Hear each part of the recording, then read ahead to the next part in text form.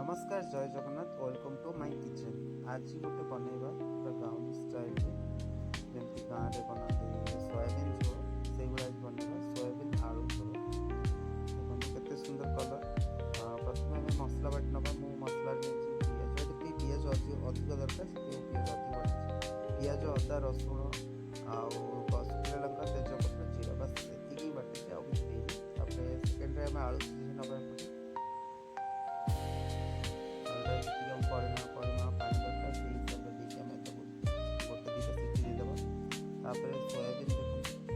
Soybean धोई देली प्रथम normal पानी गरम पानी समय बतुरे देवा 2 मिनट बतुरे देले सी पूरा पानी गरम पानी पूरा फुली जीव।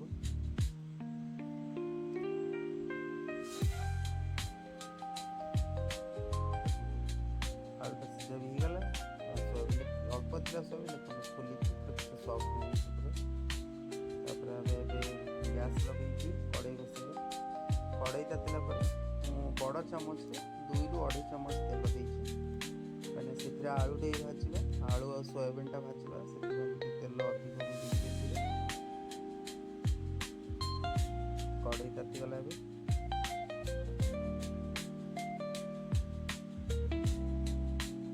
तेल आड कर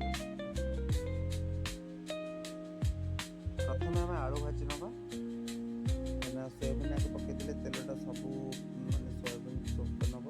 तो से आम प्रथम आलूटा भाजीदे देखो एमती छोट छोट पीस काटिदे फाड़ फाड़ कर सीझी बट छोट छोट काटिदेली काटिक एमती पूरा तेल फ्राए करदे पूरा ब्राउन कलर हो गला पर्यंत फ्राए कर देखो केते सुंदर कलर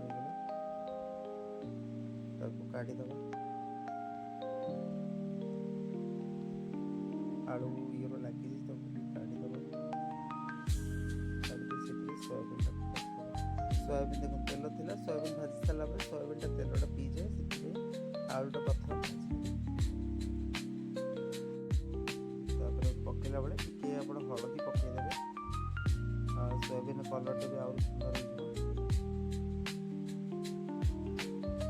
देखो पूरा ड्राई ड्राई भाजी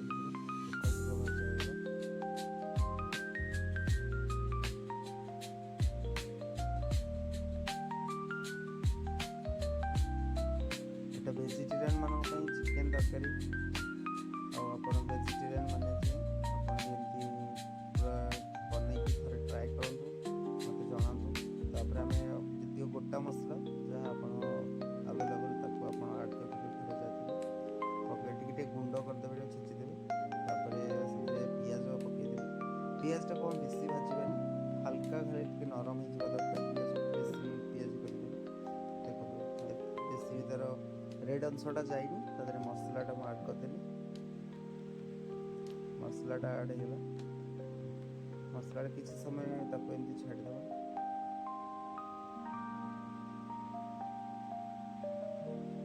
मसला हो गला पर आम तादरे कटा काटिक रखी 2टा टमाटर काश्मीर चिली आउ धनिया गुंड हलदी गुंड आड करदेली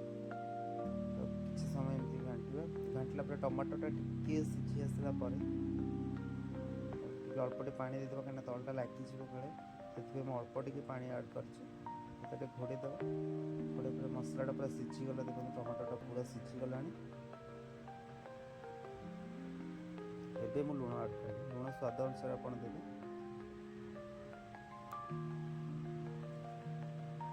आड कलापर आम ये आलू और सोयाबीन टाक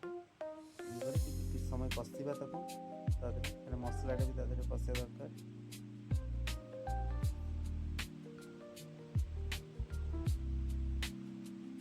कलरटा भी कितने सुंदर हो देखिए अल्प टे पानी दबा लुणटा दिखाई तो सोयाबीन भी पूरा ड्राए भजा तो से पानी देदेले भलसे कषीगला आप बेसी नहीं 5 ରୁ 6 मिनट घंटा को कषिबे कषिला भितर हो कषाटा अलमोस्ट आम आसला